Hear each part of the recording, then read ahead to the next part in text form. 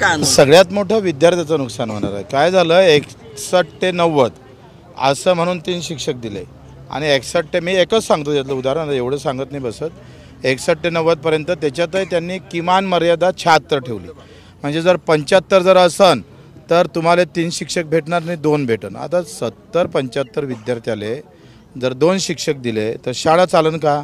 शाळा चालल्या नाही तर गावातल्या पोरीचं शिक्षण सगळं वाटोळं झाल्याशिवाय राहणार नाही। तुम्ही खाजगी शाळेमध्ये 15 विद्यार्थ्यामागे 1 शिक्षक दिला जातो। सरकारला तिजोरीतला भार कमी करायचा आहे। माझा सरळ आरोप आहे का हे सगळे अनुदानित शाळा बंद करून तिजोरीचा भार कमी करून इथे अदानी अंबानीच्या घशात ह्या शिक्षण क्षेत्र घालण्याचा व्यवस्थित प्लॅन आहे आणि तो आम्हाला हाणून पाडायचा आहे। पहिले जातीनुसार शिक्षण भेटत नव्हतं, आता पैसा नाही म्हणून चांगलं शिक्षण भेटत नाही, दर्जेदार शिक्षण तर देऊ शकलेच नाही। पण आपण जर पाहिलं राईट टू एज्युकेशनमध्ये काय म्हटलं आहे, राईट टू एज्युकेशन म्हटलं आहे का 1 ते 14 पर्यंत म्हणजे 6 ते 14 पर्यंत सगळ्यांना शिक्षण हे अनिवार्य आहे आणि तुम्ही सगळ्यांना शिक्षण अनिवार्य म्हणता आणि 1 विद्यार्थी नसला तर शिक्षक कमी करताय तर राईट टू एज्युकेशनच्या कायद्याचं उल्लंघन सरकारनं या कायद्याच्या माध्यमातून केलेलं आहे।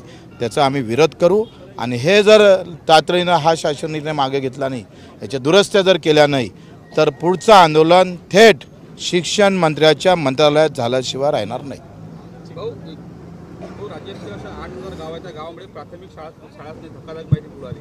आता खरं तर आपण पाहिलं का एका इकडे राईट टू एज्युकेशनसारखा कायदा आल्यानंतर शिक्षण हे घरापर्यंत झाले पाहिजे होतं कारण शिक्षणाचं मूल्य हे आपण इतर याच्यामध्ये मोजू शकत नाही।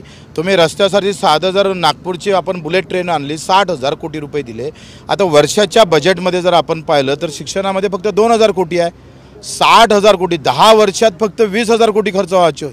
तुम्ही ज्याची आवश्यकता नाही आहे तिथं खर्च करता पण शिक्षणासाठी मात्र तुमचे हात आखुडते का घेतं आणि त्याच्या एकंदरीत प्राथमिक शिक्षण तरी आम्ही पाहतो खेड्यात गावात भेटलं पाहिजे याची जबाबदारी सरकारनं घेतली पाहिजे आणि ते जर न घेता उलट ते आहे ते शिक्षण संस्था बंद पाडून पुन्हा उघड्यावर आणण्याचा प्रयत्न होत असेल तर त्याचा आम्ही निश्चित करू। महानगरपालिका निवडणुका तोंडावर आलेल्या आहेत। अमरावती महानगरपालिकेची निवडणुकीत देखील होणार आणि त्यापूर्वी महायुतीमध्ये जातो जर आपण पाहिलं तर रवी राणांना विरोध केला जाते। महायुतीमध्ये राष्ट्रवादीकडनं अजित पवारकडनं रवी राणा जर महायुतीमध्ये असतील तर मग आम्ही महायुतीत राहू नाहीत असं म्हणतात। तो त्यांचा प्रश्न आहे, आपल्याला काय लेनदेन आहे? हे राहिले काय नाही राहिले काय मोठं काय तीर मारणार आहे आणि त्या जिल्ह्याचं काही फार चांगलं होणार आहे शहरात? मला एक समजत नाही तुमच्या बातम्या कशा असते उद्धव साहेब आणि राजसाहेब एकत्र होणार, शरद पवारांना आता अजितदादा एकत्र होणार म्हणजे काय? त्यांचं काय आमचं काय भलं होणार हे तिथं हेडलाईन टाकत जा।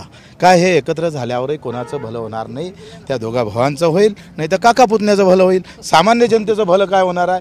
मग याच्या न्यूजमध्ये थोडंसं वरच्या लोकांना तुम्ही दुरुस्त करायला सांगा का ह्या न्यूज देताना खाली असं टाकायचं, ते आमचं वाक्य टाका प्रहारचं का जनतेचं यामध्ये भलं काय होणार ते टाका ना त्याच्यात।